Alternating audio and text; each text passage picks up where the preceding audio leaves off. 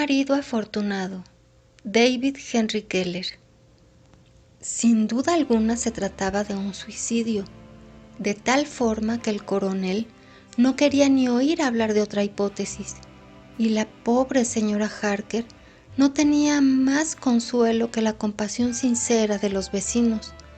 Las dos amigas que la acompañaban en el día después del entierro la encontraban en un estado lamentable. Realmente no comprendo cómo John ha podido hacer una cosa semejante cuando éramos tan felices, sollozaba. Claro que su muerte hubiera sido menos incomprensible si yo no hubiera sido para él una esposa tierna y complaciente, mejor que una esposa, un ángel guardián. Nuestra casa, por ejemplo, ¿creen que sería enteramente nuestra, con la hipoteca reembolsada hasta el último céntimo, si hubiera dejado obrar al buen John? Ni en un siglo lo habría conseguido.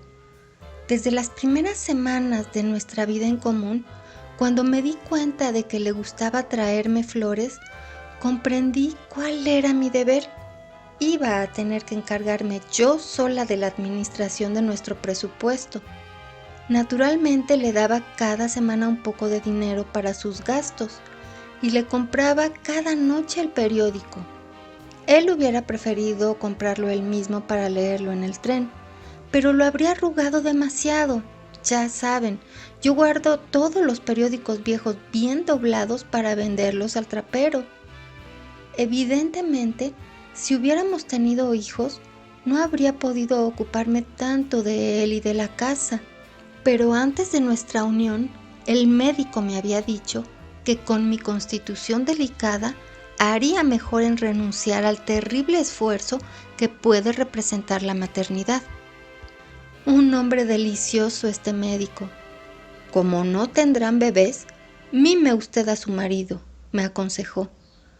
John protestó al principio, pero poco a poco se fue resignando. Sin embargo, no conseguía comprender por qué yo insistía en que su habitación estuviera pintada de color rosa. Como me quedaba sola todo el día, me había puesto a coser. Pronto supe confeccionar vestidos e incluso camisas para John. Al principio me pedía que las comprara, pero yo le expliqué que me encantaba trabajar para él, puesto que en suma era mi bebé. Y entonces acabó por no volver a hablarme de ello. Por supuesto, siempre estaba preocupada por su salud. Había comprado libros que trataban de todos los regímenes a seguir. Créanme, en 20 años de matrimonio, mi John no comió jamás un bocado que no conviniera exactamente a un hombre de su edad, de su peso y de su temperamento. Asimismo, velaba para que fuese siempre bien abrigado. Por la mañana, cuando el tiempo era lluvioso, le recordaba que tomara su impermeable y, salvo en pleno verano, vigilaba que llevara su jersey de lana. Y cuando la mañana había sido hermosa, pero por la noche el cielo se había cubierto, iba a esperarle a la estación con su impermeable, incluso cuando me sentía muy cansada. No imaginarían ustedes cuánto deseaba yo que todo marchara de modo impecable en nuestra casa. Y no obstante, no es fácil cuando hay un hombre en la casa, especialmente un hombre como John. Necesité 2 años enteros para acostumbrarle a que dejara sus zapatos en la alacena y se pusiera las zapatillas antes de entrar a la cocina. Para proteger la alfombra del salón, coloqué cuadros de linóleo alrededor de su sillón preferido y conservaba otros trozos como reserva.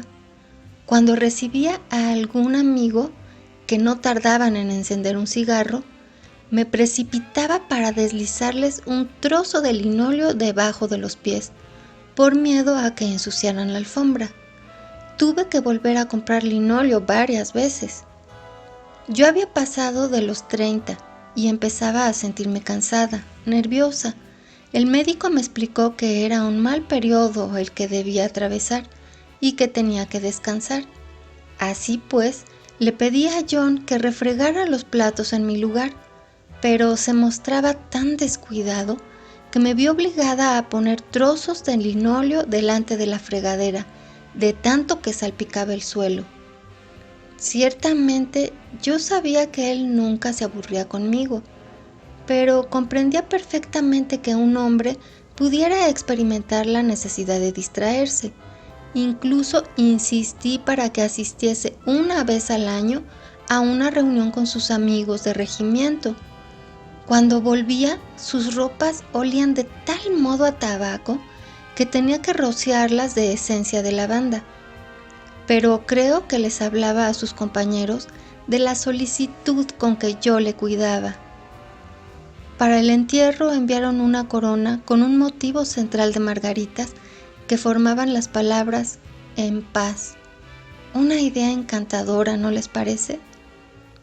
Pero ahora que lo pienso, sin duda les gustaría saber de qué modo ocurrió todo. Primero tengo que explicarles que a causa de mi delicada salud teníamos habitaciones separadas. Como un esposo tiene no obstante ciertos derechos, yo nunca cerraba la puerta con llave. Debo decir que John era un hombre demasiado galante para aprovecharse de la situación. El mismo día de la boda le confié que, en opinión del doctor, cualquier agitación brutal podría matarme. Y por supuesto, como John conocía mi constitución delicada, no quería tener mi muerte sobre su conciencia. En su habitación yo había colocado a los pies de la cama un trozo de linóleo y sobre el linóleo un gran cenicero de porcelana china, blanco con rosas amarillas. John era, a Dios gracias, demasiado refinado para mascar tabaco, ni siquiera para fumar, pero en cambio le gustaba el chicle.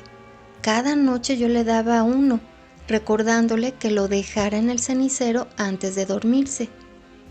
Pues bien, la noche de su muerte, antes de entregarle aquella golosina, le anuncié una buena noticia. Reemplazando el café del desayuno por achicoria, había conseguido economizar $3, justo el precio de un linóleo artístico que destinaba a su habitación. Se lo describí. Sobre un fondo malva y rosa, un cupido se disponía a lanzar su flecha sobre una gacela temblorosa de miedo, el símbolo perfecto de la pareja que forman el hombre conquistador y la mujer púdica. Con una gran decepción de mi parte, John no dijo nada, movió simplemente la cabeza, tomó el pedazo de chicle y fue a acostarse. Un poco más tarde vi que apagaba la luz. Nuestras habitaciones eran continuas, ¿saben ustedes? Y la luz pasaba por debajo de la puerta. Le oí decir que me daba las buenas noches. Comprendí inmediatamente que algo andaba mal. Yo le había enseñado a decir "buenas noches, querida", y en aquella ocasión dijo solo "buenas noches". Luego, un poco más tarde, oí caer gotas. Debía ser la lluvia o cualquier grifo, tal vez. Llamé: "John, ¿has cerrado el agua caliente del cuarto de baño?". Pero él se contentó con reír, una risa extraña, breve, entrecortada, y me dijo que no me preocupara. Las gotas seguían cayendo, espaciándose no obstante, de modo que acabé por dormirme. A la mañana siguiente, cuando entré en la habitación para despertarle, era él quien preparaba el desayuno con el fin de permitirme que me quedara acostada un rato más. Lo encontré muerto. Se había abierto las venas con una hoja de afeitar. Lo que yo había tomado por lluvia era el ruido de su vida que se iba gota a gota. En mi enloquecimiento llamé al doctor.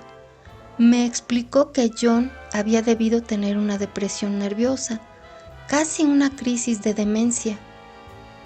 No hay otra razón en un hombre que tiene la fortuna de tener una esposa tan devota como usted, dijo. Tenía ciertamente razón, no encuentro otra explicación. Evidentemente, John no había apreciado nunca todo lo que yo hacía por él. Se sorprendía incluso a veces del trabajo que hacía para que la casa estuviera siempre bien conservada y limpia. Sobre este punto, él fue negligente hasta el fin. Si al menos hubiera pensado en acostarse un poco más hacia abajo, solo unos 10 centímetros, su sangre habría caído sobre el linóleo, en lugar de manchar la alfombra.